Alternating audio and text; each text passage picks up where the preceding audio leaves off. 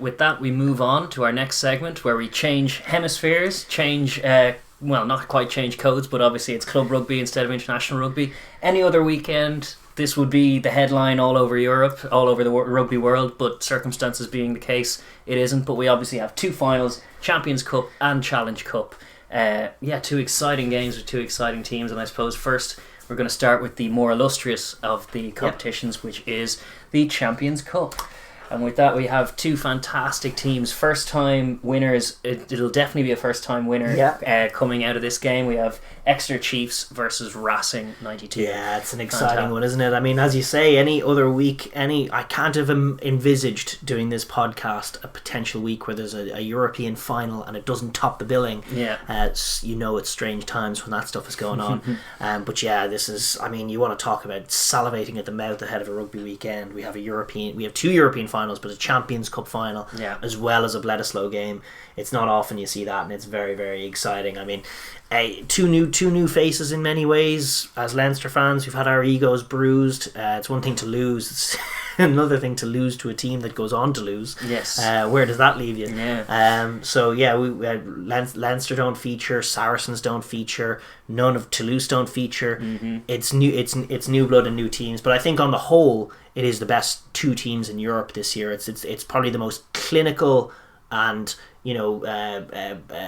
what is the word I'm looking for? A sort of ruthless team in Exeter who brutalise their opponents with such efficiency, and then it's against sort of the flairist, the team with flair and sexy rugby, who are also just brilliant. They're brilliant attacking team that are playing offensive rugby to a standard not played anywhere else in Europe. I mean, there's a few teams trying. Toulouse are getting close at times. Clermont. Toulouse kind of stagnated a little in terms of their development this year. They weren't necessarily that much of a better team than they were last year. They went all in on Entomac at 10. Yeah, he's a bit of a passenger in that team sometimes. But no, these two teams have just been steadily improving over the last few years. Like Racing were in the final against us a few years back as well. And they've lost two finals. They have lost two finals. Obviously, that's not good. Well, it serves them in some prep, but it is obviously disappointing. Exeter have yet to make it this far in this competition without getting the hokey chokies. But they both, as teams, just been building with completely different ethoses, like very different styles, but have been building teams very steadily and patiently, which is the way to go in rugby. We've seen big rich guys come in and buy a load of players, and you expect to assemble a hodgepodge team of mercenaries. It doesn't tend to work. You can see a lot of examples of that in the Premiership and top couture of kind of project teams that don't work. But both of these teams have really been thereabouts for the last few years. There's a drive in both of them. In Exeter, it's very much sort of there's almost a chip on their shoulder, but they got promoted, I want to say 10-15 years ago now. They've been slowly building ever since, and they've developed a very good club ethos, a very tight-knit group. They really believe in one another. They've recruited very smartly, especially in recent seasons, expanded out their game, so they have actually a lot of talent in the team now, as well as a raw physicality and a comfort in what they're doing, and an ability just game after game to break and weary their opponents and end up owning the game on top by the last two quarters. And they're a team who've had obviously the Saracens chip on their shoulders. They feel they should have won more, and there's that sort of real drive now that Saracens they've been vindicated in their hatred of Saracens, and now this is the year that we show everyone where we should have been the whole time, which is the best team in Europe, perhaps the best team of England. They're standing on the precipice of doing a double. And then you pivot across to Racing, where you think things might be a little more free flowing. The owning group at Racing are, and you've heard sort of Simon Zebo say this in interviews and others, they are determined to win. They're like very, very almost fuming and disappointed that they haven't won anything. They have two big posters apparently up in the training room, one of the Bouclier and one of the Champions Cup, and I think they really want that star on their jersey as well, and they want to be a club that is considered one of big, the greats. One of the greats, and a club of stature. Whoever wins it will be the 12th different club. Only the 12th to win the European Championship. So in the end, they're a pretty exclusive club in Europe, and it's a great stepping stone and a milestone you have to cross if you want to be a great team. So I think there's a real anxiety in Racing to win major silverware. A European Cup would be the pinnacle, and then in Exeter as well. Frankly, I thought they wanted to win the Premiership this year. The fact that they've been able to barnstorm through Europe, they've made such a step up, and they look the best team in Europe. is more power, more credit to them. I'm not even sure if they expected to have had such a leap in terms of their European pedigree from a side that couldn't get out of the pool to a side that looks unbeatable. They were a side last year that probably should have got out of the pool. Of course, they kind of pulled the hokey chokey and got turned around, which was unfortunate. But they seem to mean business. Rob Baxter has been a stalwart there, and they know what they're doing. They know what they're doing, and they're sticking to their processes, and it's yielding dividends. They were comprehensively better than Toulouse in the semi-finals, and it shows good credence to being well coached. And then things like you were mentioning, recruiting in the right areas, like they were a little less dynamic out wide than they ought to have been last season. They got Stewie Hogg in. That's kind of changed now. Slade, obviously a big fulcrum for them as well. They've expanded without losing their identity and their massive forward pack and their good fundamentals. They just added strings to their bow rather than kind of ripping up the script and starting again. They've not done that. No, they've done a very impressive job from Rob Baxter in terms of the slow build. And while at times it's not the prettiest picture, I'm sure sort of the casual fan might be leaning to Racing, who've definitely put on the better show. Sexier rugby, for sure. But in terms of raw efficiency, they're rated one of the top sides, and like they're up there with Crusaders in terms of just their ability to score tries. And one of the things that's so great about Exeter is that they don't take the 3 points when I'm like, listen, there's times to take 3 points, etc. It's one of those ongoing debates, and we sort of take a stance that there's no such thing as three free points. There are 3 points that come at the expense of ending your attack, and ending your territory advantage, and ending your pressure, your possession advantage, and relieving the pressure that you've put onto your opponents. And Exeter are a great side for not doing that. They don't bite in. Like we saw Saracens against Racing, we'll get into that as well in the semi-final, should have won the game. They were on top. Racing were sloppy. Racing weren't quite themselves. And Saracens had a good plan to contain their offence, did for the most part, and probed with their kicks and set up nice attacking platforms. Racing gave away penalties, and Saracens took 3 points. And as a result, they never got far enough away. Racing were able to stay in touch long enough to click for one play, and that was all she wrote. Exeter, by contrast, do not release the pressure well. If they get into your 22 and they get a penalty, if they're a little far out, they'll go to the corner. If they get one from the corner, they just tap and go. They're so there's such a level of trust in themselves to retain the ball and to break down the defence ultimately by being patient. And they're ruthless at doing that. And the stats back them up. Their capacity to score tries when they get in the red zone is unparalleled in the competition. And so that's something that Racing will have to worry about. For sure, just looking at a few of those stats in terms of the colour of the game as well. Obviously, the game's taking place on Saturday. We mentioned, didn't mention at the top, but 4:45 BST, Ashton Gate in Bristol, which is an unusual location. That's actually, it's a little, from sort of a colour perspective, it's a little deflating.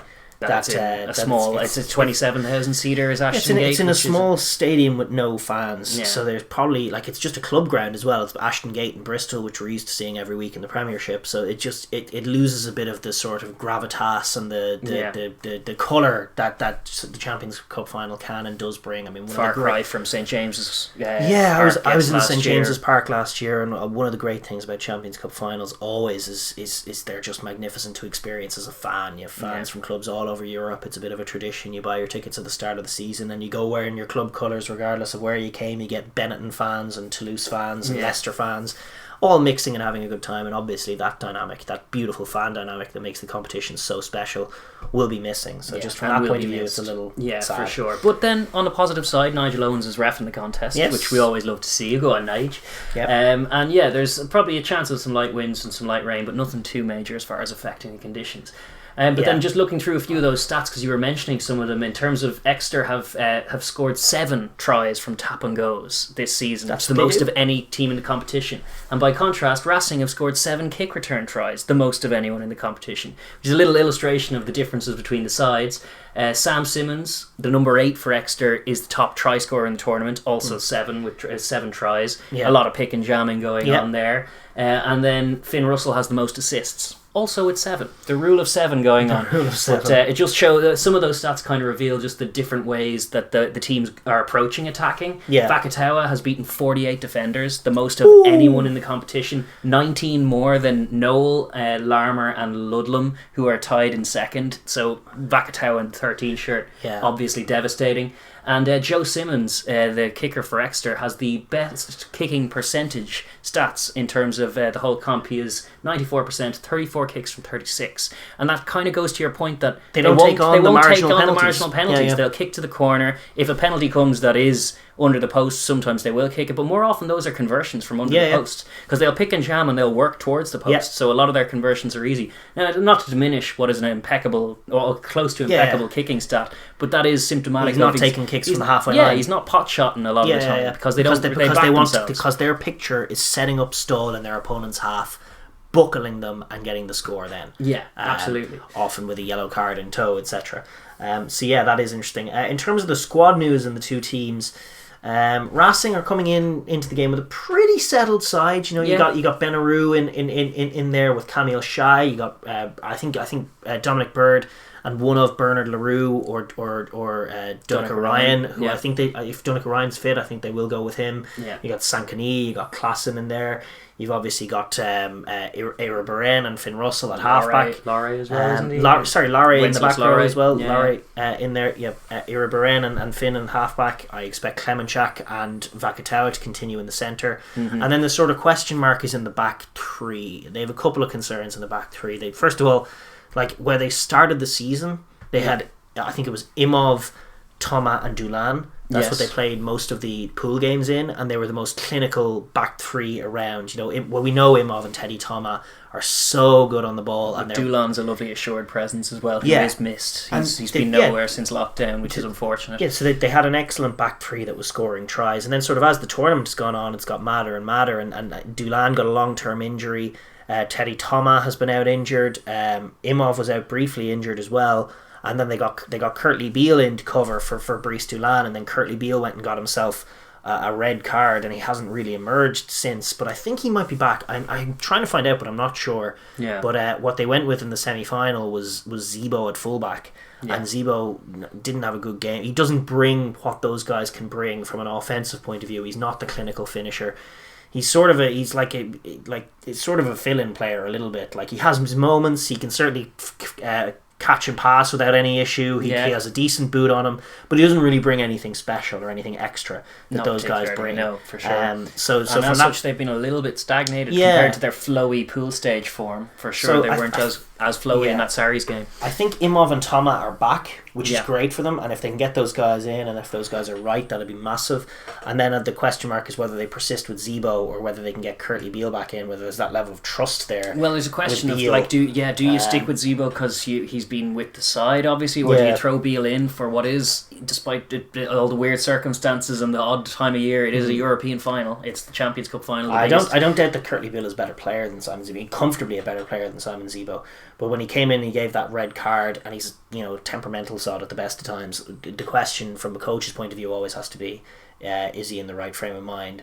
And that said, it's not like Zebo was rock solid either. He gave away a couple of on a couple of occasions in the semi-final against Saracens. He coughed up the ball in his own 22 and gave Saracens a scrum in their 22, which is such a no-no against Exeter. That's exactly what you can't be doing for sure. So, whoever's in that back three, it's a big job to defuse some of those bombs and get them exiting nice and cleanly.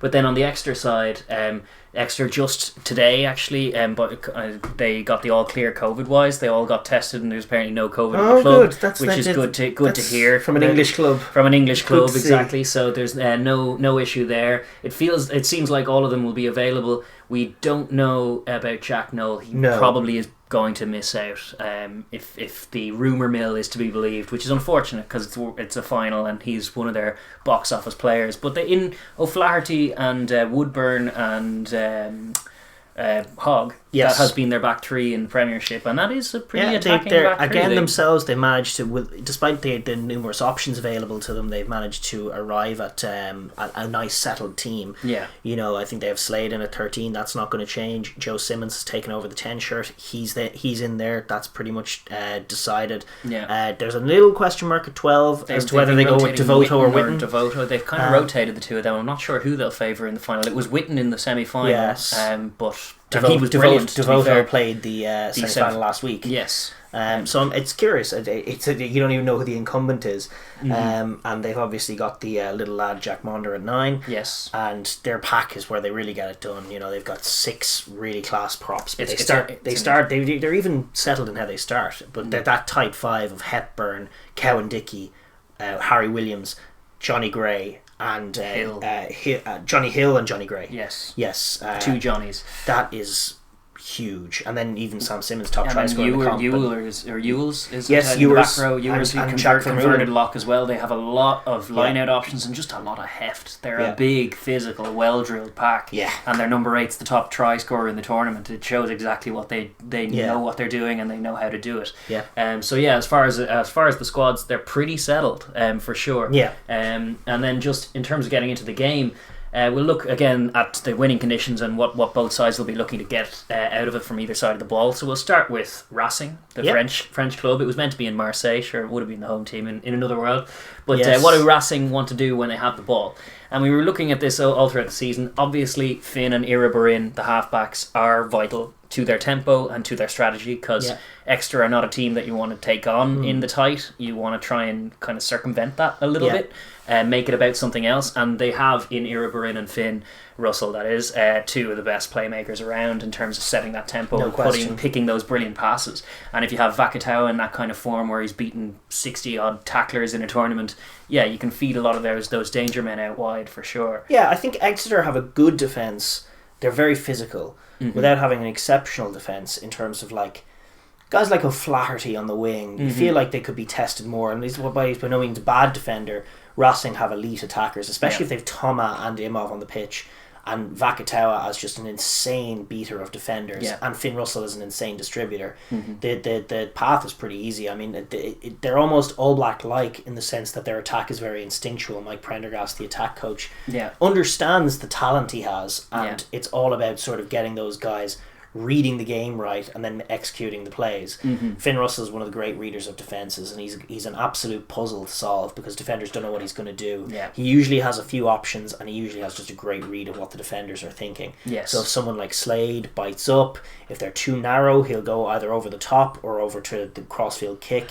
If they go too short, he'll hold the ball, he'll shape like he's throwing a long ball, and Slade might bite, and then he'll just give the short ball.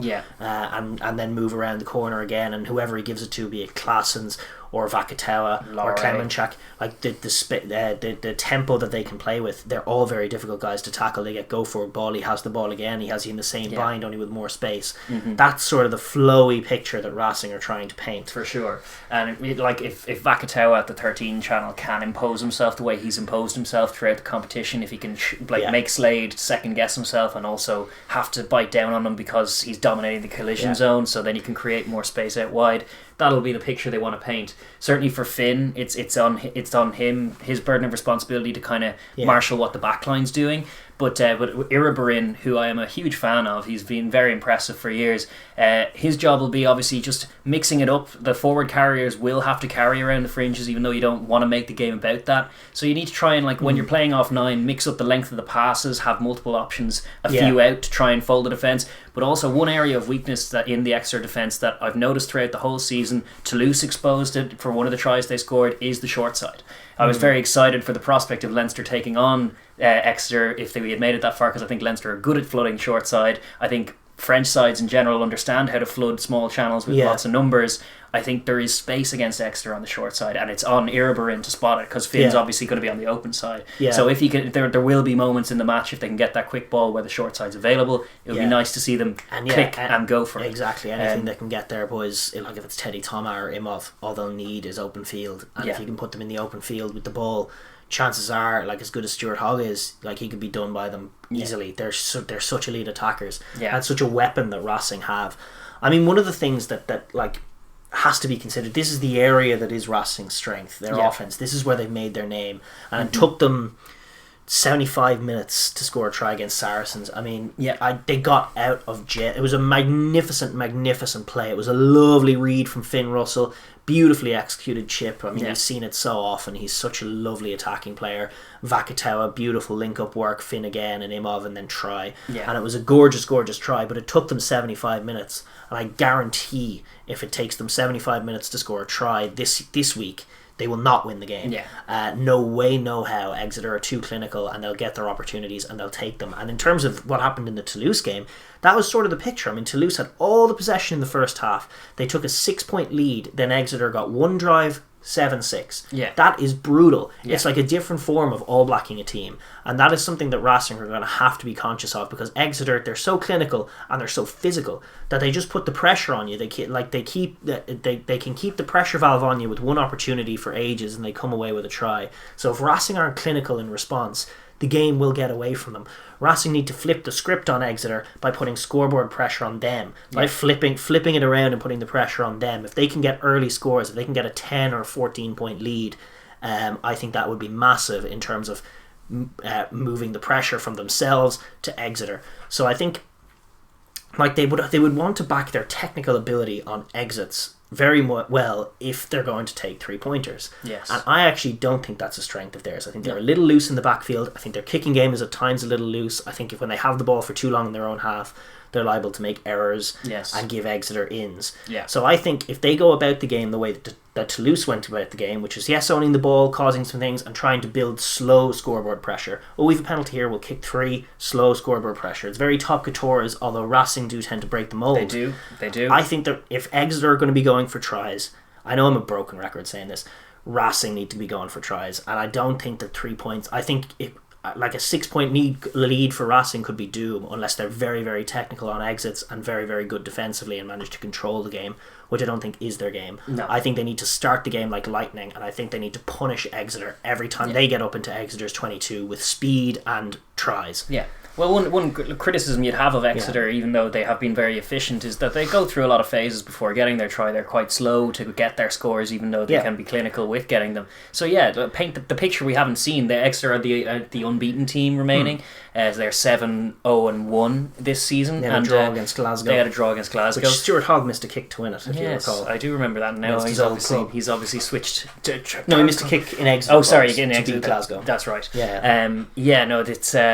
So they're unbeaten. One bit of colour as well is like if they do win the game, it'll be the 5th year in a row that an unbeaten side has been champion, which is quite unusual because it used to be unusual. It never happened until I guess it might have been a few years ago, but if it happens this year, it's 5 in a row, which is curious. Yeah, wow. Didn't realise that. Just in terms of their defence, when they use the ball, they need to, as you say, punish Exeter very quickly with their clinical striking in the first half and paint that picture of get 2 scores ahead of them, get on top of them in the first half and force Exeter to chase a game, which we haven't seen all season. And be quicker in what they do and see if you can cause them to panic. Yeah, especially the only time we've seen them lose, they lost to London Irish recently in their A side, but pre-lockdown the one side that did it to them was Gloucester, with a similar kind of motif where our pack are probably a little outmatched here. So we're going to move the point of contact. We're going to trust Cipriani, our baller distributing 10, to make the plays and try and grab tries, take a lead and put the pressure on. Racing are very much a better version of that. They have Rhys Sammet and Thorley on the wings, and then they have Finn Russell as distributor. It's just an upgrade. Gloucester. Sorry, Cipriani, Rhys Sammet and Thorley versus Finn Russell, Teddy Thomas and Imov is just like an upgraded version of Gloucester. And sure, if you're putting Donnacha Ryan's heft, I think they should pick Donnacha Ryan. It goes back to squad again, but he really does change the workload that pack get through. They are a little soft without him, and the fear is to be a little bit soft against this Exeter team. You can't afford that on D, but for sure they need to try and make it a game that Exeter have to chase, and that suits Racing down to the ground, because then you're more like if you get an impatient Exeter or an Exeter in cup final mode who are nervous, then pouncing on the counter attack, because like everything else with it that is to do with attack, just looking at Racing with the ball, their turnover and transition game can be fantastic because they have such lightning there. Well, they have all of the tools. They have a magnificent strike runner and distributor, offloader in Vakatawa, a defender beater, a creator. Yeah. And they have a distributing creator in Finn Russell, a guy who can put people in space, who has endless vision. Yeah. And they have lethal finishers. Yeah. So they have as elite attack as there is in Europe, and if there is a way to get through Exeter, I would expect them to try and do it. Now, one of the other factor that we haven't discussed is the conditions. I mean, we were hoping that it wasn't going to be too bad in terms of the conditions, but obviously that's 10-day forecast. It's middle of October.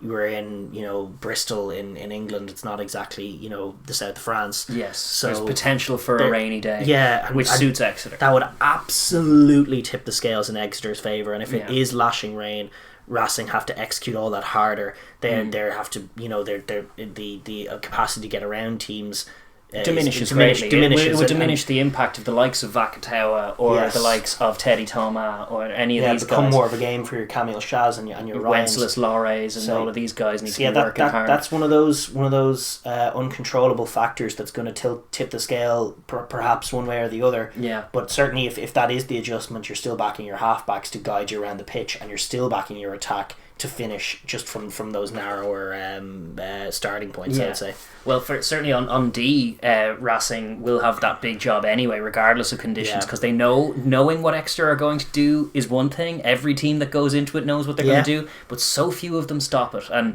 particularly in Ashton Gate, it's a stomping ground for just standard Premiership rugby fairs, and Exeter tend to win those. And certainly, if Racing are a bit tame on their 3-point, if their scoreboard pressure isn't a lot, if they aren't converting much, they will struggle. But in terms of defence, it's a huge job for the whole pack. Bird and Ryan, or LaRue, depending on who's in the engine room, Laurie and Klassen will all have to up their workload. I know Klassen's very old now, but he is a kind of a workhorse moulded player.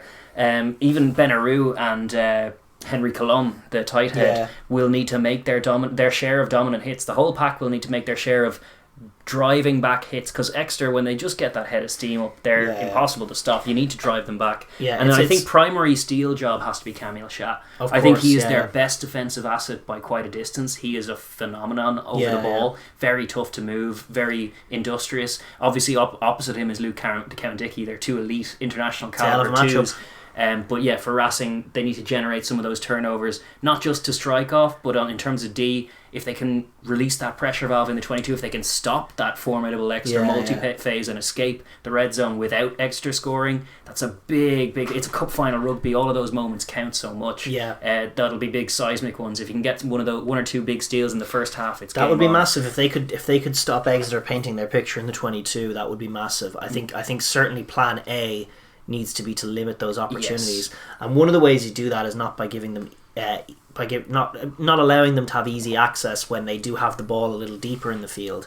So that's where Exeter like to move it around a little bit, and they'll try and access the wide channels. They'll try and catch drift defences and just exploit drift, get the defence drifting, and then just take the extra meters. Move it from left to right, then move it from right to left. Catch the drift, and all of a sudden they're up on the 22, and bingo, we can paint our picture. Exactly. That's very much Exeter's mold. So I think in the centres, it's a big job for Klemenchak and Vakatawa. Vakatawa has been dodged at times. He's shot out of line, but he's been dodged in a kind of way that Toulouse might exploit more than Exeter. But if he can get up, if both of them can get up, not concede soft meters, and not allow Exeter to get the ball so wide that their wingers have it in that middle of the field, it'll just limit and force them to take a lot longer to get it up the field and into the 22. And if they can also limit sort of dominant carries around the fringes, make good tackles, get out of the line nicely, sharply, they could just pin Exeter back. And if Exeter are pinned back even to the opposition 10 metre line for 5 or 6 phases, they will set up their caterpillar ruck and kick. And then you have to deal with the kicks. That's its own picture on D. The back three, no matter who they pick, will have to be tight on those. They can be loose. Exeter will target them. Exeter have a varied kicking game. They know this. With Slade and Hogg, you have 2 left footers. You also have the 2 halfbacks as well. 4 very good kicking options to exploit you.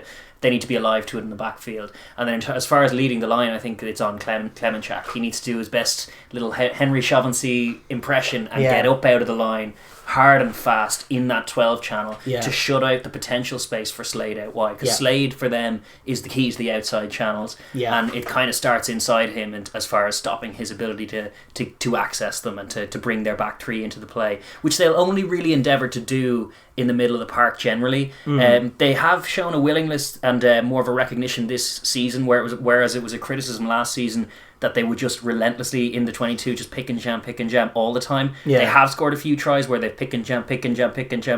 Oh, it is out wide, and they will. The wingers will be on hand to dot that down, and it is usually Slade who is the link man in that. So they will try and do that only if they've generally earned the right to go wide. It is preceded by the pick and jam game. So they just individually to a man, they need to be up for those physical just collision zone. They need to be game for it, and then a few guys like Clement Shack in the 12 shirt and the back row in general, they all need to bring and bring physicality and line speed. And Camille Shah is their secret weapon. He is one of their best players, especially in the forward pack. He is their best player, and he can be elite. So he can have a game where he absolutely tortures an opposition pack, and he gets in over the ball, and he makes dominant carries both sides of the ball. So that would be massive for them as well. But and then just dealing with the kicks, if they can deal with the kicks, not make errors, not give Exeter the easy in. I mean, we mentioned how they did that against Saracens and weren't punished. Yeah, for sure. They will be if they aren't tied under the high ball, because that is massive, and I think that's a huge point of emphasis for how the game will go. For sure. And then the other one is set piece, because I was just thinking Henry Colombe has been mightily impressive and tight as a young tight head this year, but he will have a serious job against one of the more aggressive scrummaging packs in the whole tournament at scrum time, and it will pretty much be on him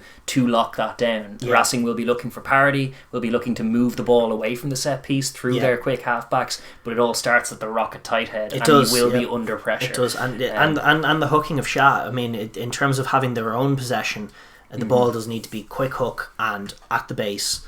That's crucial, and then I would have confidence in Benaroo and even Kalam to not be ball in instantly backwards, sort of that chaos picture. I don't think that Racing will paint that.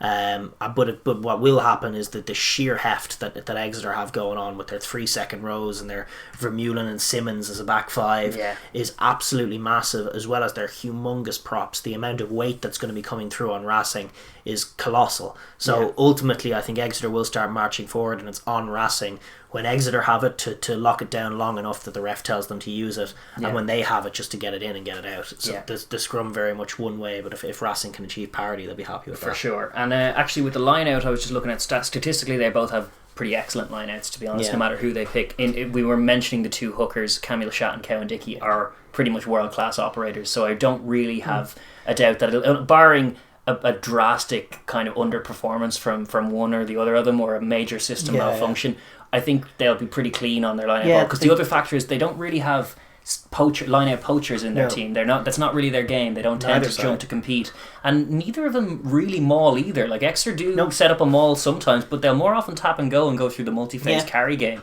So I expect just the set pieces, they're looking for clean opportunities to shift it wider. For Racing in particular, it's the onus is on them to get clean, quick ball off their set piece and not cough up, particularly at scrum time, cheap penalties. If there's a scrum in the middle of the pitch, that should be, if you can lock it down and force Exeter to go through their multi-phase, they might end up kicking it to you if you can defend accurately. If you, at source, give away a penalty, they're straight into the corner, they're winning that line out, and that's the picture they want to paint. And likewise on the other side of the ball, I mean, the scrum is one of those, scrum and line out, I mean, I think they should be calling 7-man line outs and really trying to get as many one-on-one matchups back-to-back as possible is huge. And getting that precious bit of clean ball where it's your back line versus their back line, and they've no back rowers in the back line, the pack is all in one place.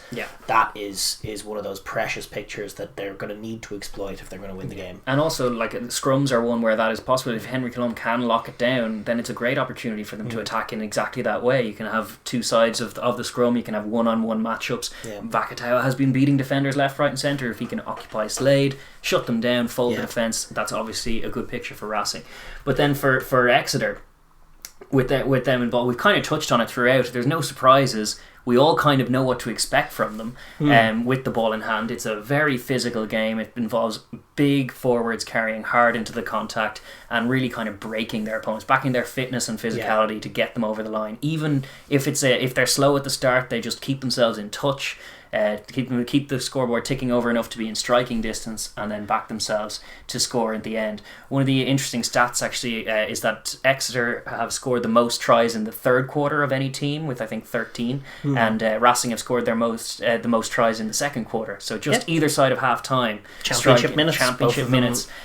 So they are two champion sides, but Exeter will be looking to back themselves as the fitter side, apply the pressure, and really physicalise, as we say, the Racing guys. We've outlined what the game is. I mean, they want to move Racing from side to side when they have the ball in their half, but not quite at their 22. Get them drifting, maybe get Vakatawa exposed a little bit.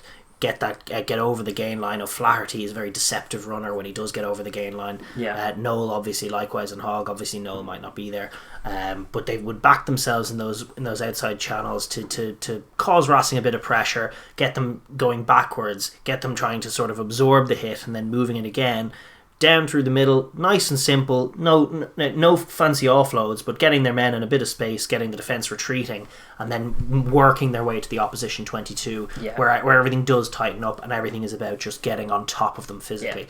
And it's a very simple game plan. It is yet to be beaten in a big game this season.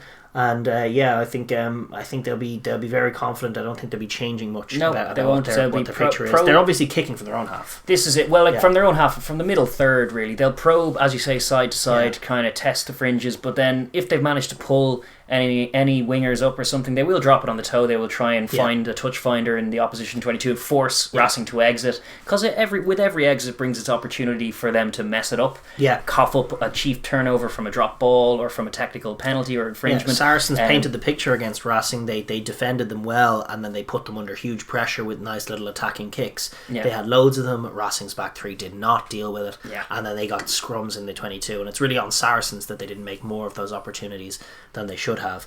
But Exeter, I think, would fancy themselves to do that if they can do that. So absolutely, sure. I think Simmons, I think Slade, I think Hogg will all be putting nice probing balls in behind, whether it's Zebo or whether it's Beale or whoever it is. They're going to fancy themselves, especially with a good kick chase, and if it's a wet turf, they will fancy themselves to get on top of that back three and get them turning backwards instead of being lethal finishers. Put the pressure on them. You make them defend rather than attack. But then when they are on D, they will have to be mindful of the kick as well. Finn's little bag of chips, obviously dangerous. I don't know who they will have in their system. It could be Maunder, it could be Simmons, could be Hogg, potentially covering that little space behind the immediate line, but it needs to be covered for sure, because if they're flying up, it'll be tough to deal with if Finn kind of drops it on the toe as accurately as he did in the semi-final. It's a tough thing to deal with unless you're kind of expecting it. They've a lot of good, especially in the forward pack. They have a lot of dominant tacklers. I think Jacques Vermeulen's a very dominant tackler. Johnny Gray, Ewells, huge tacklers who put in big collisions and just make it messy for the halfbacks. And that has to be the first port of call. It's just Iraburn and Finn Russell never get a good clean ball to work with. They always have someone in their face. They have less time, less space to work with. That's what they want to be trying. That's the picture. They want to be putting them under pressure. If Finn's getting an armchair ride, it might be too much to ask for them to contain him. Like if it's not being stopped or slowed at source, then it's just the job is too much for the likes of Slade will be massively overwhelmed with Vakatawa running at him, sitting him down pretty much every time if they're getting that quick ball, and then ultimately not being able to handle it unless Finn is having to rush that pass or force that pass, and he can cough up the ball cheaply when he does go to the toe when it's not quite on, but that's all born of the pressure that ideally Exeter will be putting on them. Absolutely, exactly, and that's got to be the key for them. Likewise, I think offset piece is where another real challenge emerges. If you're backs on backs, exactly. That's where the job for Slade becomes massive, and the job for whoever they go with at 12, be it Witten or Devoto, to close up that space to make sure Finn does go narrow. They're making that quick tackle. They're not giving them an inch. And just tightening everything up, making sure that the back three will have to be alive as well, because normally in the Premiership it's unusual that the back three gets tested quite as much as your centres in terms of the defence, but Racing are a team that will ask that question. So Hogg and whomever else they go with it, be it Woodburn or I'm not sure who's the other option. No, it'll probably be Woodburn. Woodburn, I'd say, and O'Flaherty. That's right. But they will have to stay connected on D. Hogg will have to stick some tackles because he'll be asked to make some. All of that is important too, but it's a massive job for the 13 shirt, of course, to try and shut down the outside for them. And with that, Just in terms of, there's obviously a clear picture. Do you see it going one way or the other? I can see it going either way. I'm kind of flip-flopping in my head here. It's a tight game. I can see a world where Exeter are the strongest, more disciplined team, and they get the double done because they might deserve it on the balance of what they've shown this year. On the flip side, I can also see them losing both finals and being very, very disappointed. I can see that as a possibility. Racing have definitely earned, as much as they're kind of a mercenary team, it's tough to like some of what the French clubs do, but what I do like and appreciate is that they have an ethos too. As much as we've been harping on Exeter knowing exactly what they're trying to do, Racing are placed with the U Arena, the closed roof. They play some fantastic footy. They have Finn at 10. They know exactly what they're doing with their pacey halfbacks. They want to create flair rugby. They want to attack that way. They should win the Champions Cup final for the nutmeg try alone. On so many great sex tries. appeal, obviously give it to Racing. But I think my head is leaning towards Exeter. The intangible is Exeter have shown a capacity to bottle it in these there's a occasions mentality before. thing. Like they're finals, and they haven't played many finals, and this is as big a game as they've had in their history. And while the intangibles would lean in their favour in the sense that there isn't an occasion to be overawed by, in a sense, because there isn't loads of fans. They're not out in this new location in the south of France with all the colour and all the warmth and all the pomp that they might have on a normal season. They're just rocking up as they have been to one of many stadiums in the middle of England, and are hopefully putting on a clinic. And are just going to play a game there with no fans and no fuss. So in that regard, you would expect that they should be able to sort of just control their environment. But they know that it's a big game. It's a much bigger game than they've had. So in that regard, there's sort of a question mark around mentality. When I look at the Exeter team, I think I do see ruthless efficiency. I don't see perfection, as you say. They haven't been truly tested. I think haven't seen them have to come back. It's often been a refrain of people they'd love to see X team in Europe, Saracens or Leinster as it has been, play the Crusaders. And I think if Exeter do the double, that point might get made again. But I think if Exeter truly were to play the Crusaders, I think they'd be shocked. I think that the Crusaders would put on a pace that their defence probably wouldn't live with. I think they'd put scoreboard pressure on them that they've never had. I think they'd be too slow. They'd be too slow to respond. They wouldn't be able to control the tempo, and the Crusaders would be much, much, much too good for them, and it would be a solid, easy win for the Crusaders. Potentially, we'll never know. No, we won't. But my point is that they're not a perfect team by any stretch. But I look through Europe, and I don't know. Racing, it would be phenomenal if they were to do it, but I don't know if they're actually the team that's better than Exeter. That's the team that's out to punish and beat this Exeter team. They might be. I think the first quarter is vital. If it's close to level or one score game, then I'm making Exeter pretty firm favourites. What I'm hoping for is that Racing can start with a pace, take the lead, put that scoreboard pressure on them, and then we'll find out a little bit more about Exeter if they can come back. I fear for Racing. I think Racing are going to start fine. I don't think they're going to recognise the importance of the scoreboard pressure. I think they're going to take 3-pointers. Then I think in the middle third of the game they're going to be sloppy. Just sloppy. They're going to make silly errors at times. They're probably going to overplay the ball and going to play Exeter into the game, and then Exeter will start putting the scoreboard pressure. I think it's going to be an Exeter game. I think it's going to look like an Exeter game, especially out in England. Maybe I'm wrong. I was wrong not to back Finn Russell to beat Saracens in the semi-final. And Finn Russell's one of my favourite, if not my favourite player in the world right now, and I should probably be backing him to the sun to get it done. But I just think, on balance, the two teams, Exeter are better, and Racing are just a bit too sloppy to punish Exeter and to really, really test them. I think Wasps might even give them a better game. Maybe so. But maybe that could be pessimistic thinking. We know Racing. Well, then I will, by contrast, back the Racing guys to blitzkrieg them in the first quarter and then get it done in a humdinger, despite Exeter trying to come back by the end. That'd be nice. That'd be nice. Anyway, with that, I suppose we'll move on for the reading.